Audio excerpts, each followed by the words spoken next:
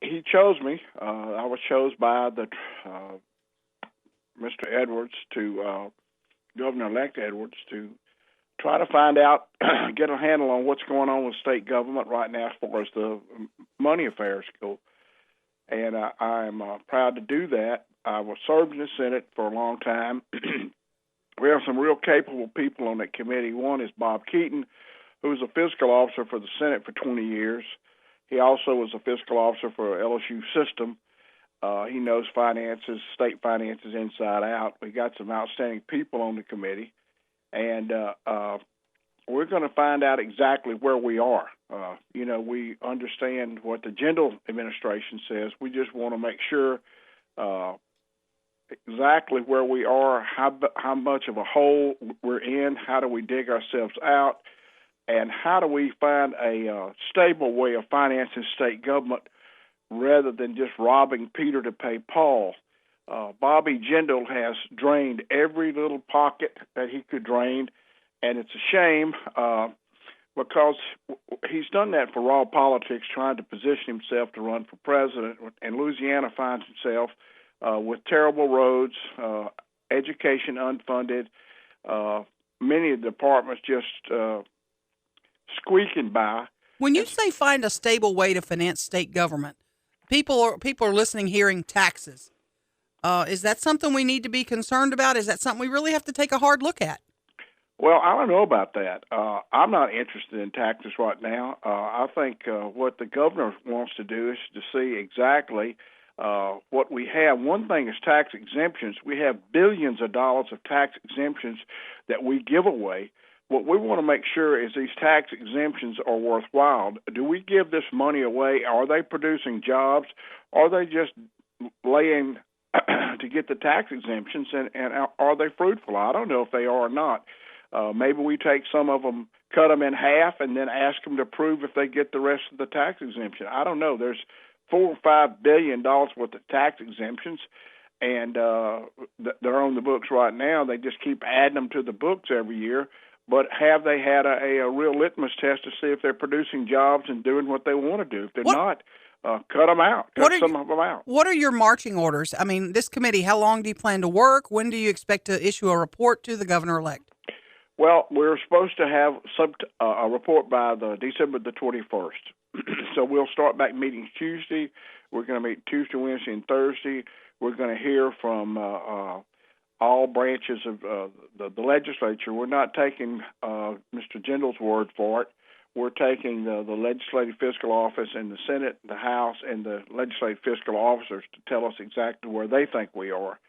And we want to make sure that we're getting the right facts and figures, but I think we can do a whole lot. And we're also going to be hearing from other concerns. We'll hear from Committee of 100, the statewide Committee of 100. We also hear from what lobby's going to make a presentation. I have always been for an oil and gas processing tax, charging a tax on foreign oil and reducing the tax that the Louisiana people here pay, eliminating the severance tax. This is just me, not the governor talking. I have always been for that. I think it raises $3 or $4 billion that we ought to have in our coffers, and if I had that money, I would do away with the state income tax. Have you talked to him about that? I have mentioned it. He knows about it, but he hasn't made any comment. This is just me talking. Right. I would think the greatest thing we could do in Louisiana is get rid of the state income tax. All the most progressive states, the states are doing the best in the United States of America, have one thing in common. They don't have a state income tax. Texas doesn't have one. Florida doesn't have one. Tennessee doesn't have them. All the states that don't have state income tax do better.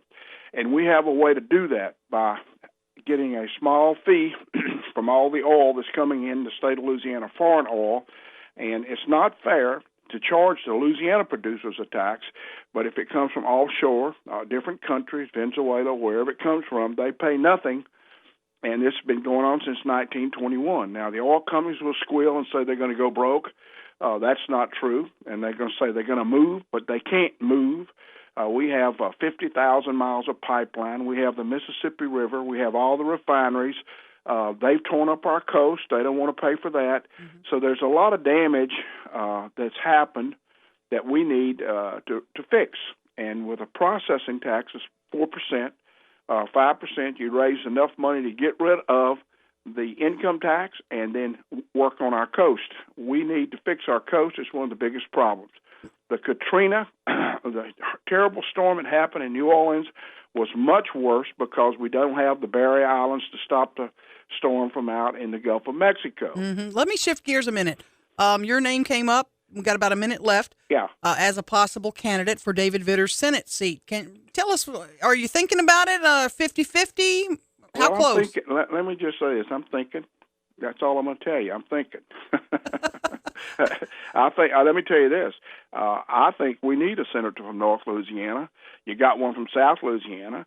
I think North Louisiana is a part of Louisiana. I don't think we're part of East Texas. I think we're part of Louisiana, and we need a voice up here. And that's why I tried to play a big role in getting this man elected, because we need representation. Too long we've been forgotten in North Louisiana, and we need strong representation up here because we still pay taxes, and we want better roads. We want better schools. We love LSU Medical Center up here. We want to make sure it's properly funded. There's lots of things that North Louisiana needs now. All the power is, as New Orleans and Baton Rouge, but we need to shift some of that. Well, they're going to call you a tax and spend liberal. You know that's coming, right? Well, they can call me what they want to. I actually voted for fewer taxes than any senator in the legislature, but this oil and gas tax is something that ought to be done. They can call me what they want to. One day they're going to call me a prophet. Good down here in Elm Grove. It's not raining, and so I'm happy. It's sun shining this morning and cool, so it's great. Yeah, you got heat, I hope, because it's below freezing. I do have heat. Well, Foster, let me ask you. You talked with us before Christmas about your really intense meetings, the Fiscal Matters Committee, and you're going to present a report to the governor. What's in your report? What are you recommending? Well, to be honest with you, we hadn't made that public, and I have told them that I would hold up until he makes it public, so it ought to be coming out any day, and I'd like to keep my word. Okay, we're talking now about John Bel Edwards has made comments about, at least on the transportation front, there's some discussion of a higher gasoline tax. Yeah, I don't know about that. I wasn't on that, and okay. What I'm for, and I've recommended it, and I can tell you this is in our report because I put it in there myself. I'm for oil processing tax. We desperately need it. The companies, big companies, and I'm not talking about the small independents, they would benefit from it. The major companies, Exxon, Mobil, British Petroleum, those companies could pay. They could afford it. We could get rid of our state income tax, which everybody in Louisiana would benefit from, almost everyone. Excuse me, pardon me for interrupting. So you're telling me right now that Foster Campbell said, let's get rid of that state income tax altogether. Absolutely. We need to get rid of it, and I'm the only one who has a plan, and we should have. We want to grow. You get rid of the state income tax. You get like Florida, just like Texas, just like Tennessee. Most progressive states in the country don't have a state income tax. What we're doing, can you imagine a state like Louisiana with all our natural resources being poor? In line with Mississippi, it makes no sense. What's happened is the politicians have pandered to the big oil companies and tap danced around and been doing it for years, and our state is in shambles, and here they are. We want to get rid of the severance tax. In other words, just real simple is like this. If you drill a well today in Caddo Parish or Bossier Parish or Plaquemine Parish, you pay 12.5% severance tax on every barrel of oil that comes out of the ground.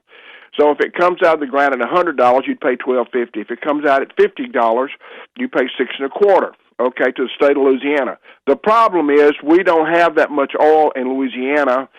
It's all coming from offshore, and they pay not one penny, not one red cent. And what we want to do is let them pay a processing tax of 4 or 5%, reducing the severance tax for everybody in Caddo Parish down to 5%. Everybody pays 5%. It'll encourage more drilling onshore. It will produce this money that we need to get rid of the state income tax. Foster, you've been pitching this for 20, 30 years. Everybody says, oh, it's another broken record. There goes Foster again. Yeah, well, that's good. You know, you get shot down. The oil companies have a lot of money to spend, and you've been shot down. Yeah, listen, are you more optimistic this time? I've been shot down a lot of times, but it's not. You have to get back up and fight for the right thing. I've been able to do a lot of things that's tough.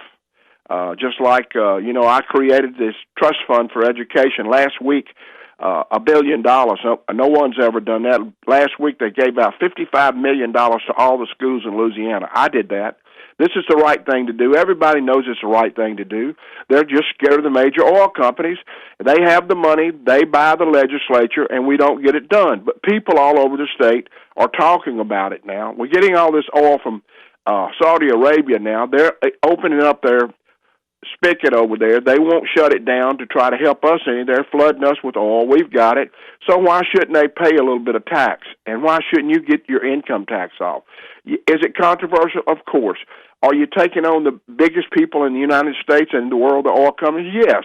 But somebody needs to do something in Louisiana instead of tap dancing and letting our state go straight to hell. That's exactly what's happening every time now they talk about raising the gasoline tax. Well, I'm not for raising, this is Foster Campbell speaking, I'm not for raising a damn tax at all unless we address our coastal erosion that these companies have caused a lot of it and taking the state income tax off. Just raising taxes is not the answer. This is me talking. Is your report, it can't be just this. No, it's a bunch of things. Okay. No, we looked at a bunch of things. There's several.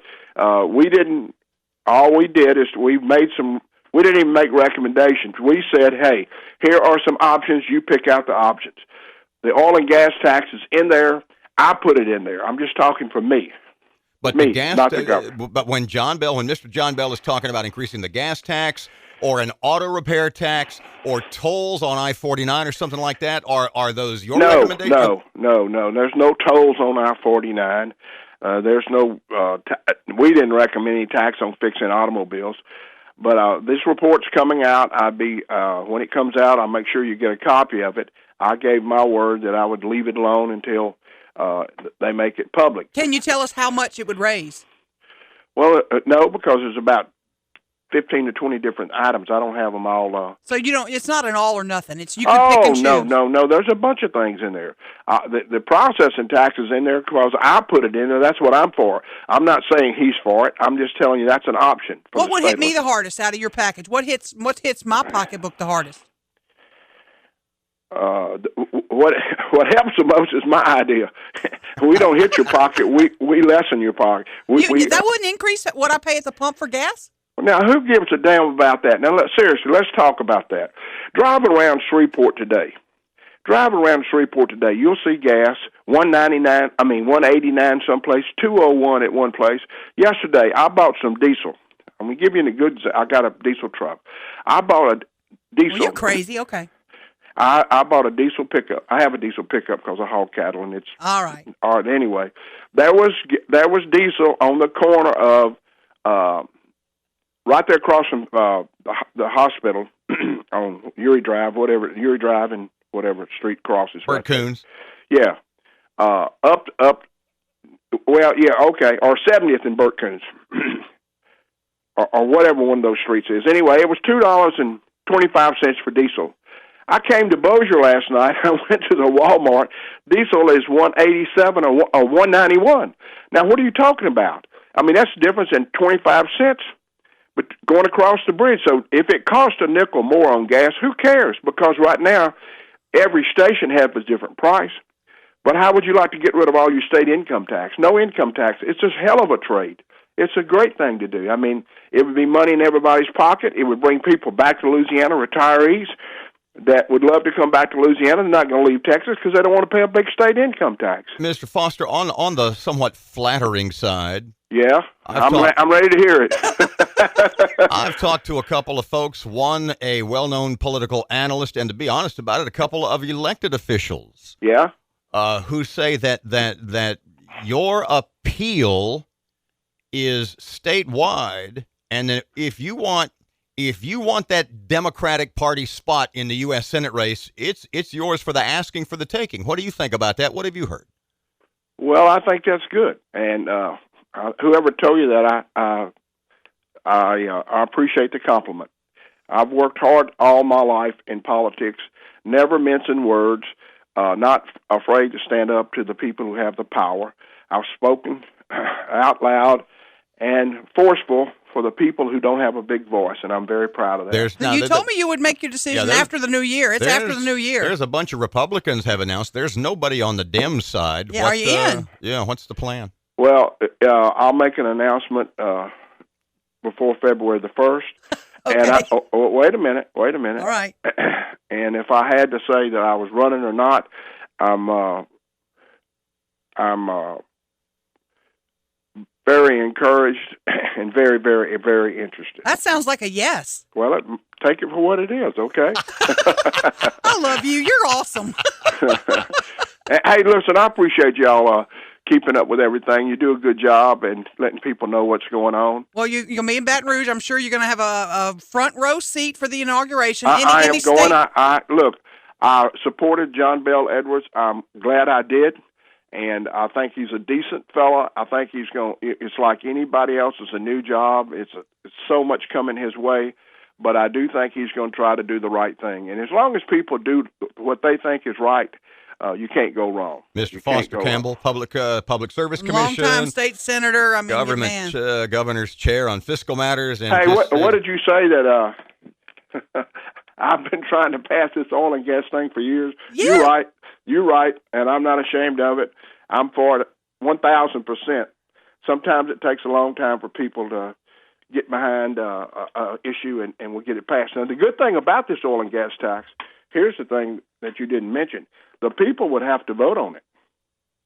Oh, that's a good thing. That is a good thing. Well, of course it is, and that's what the oil companies doesn't want to let happen. Yeah. If this thing got out for the people will vote for it. 75% of the people will be for it. The only people are not for it is the big oil companies.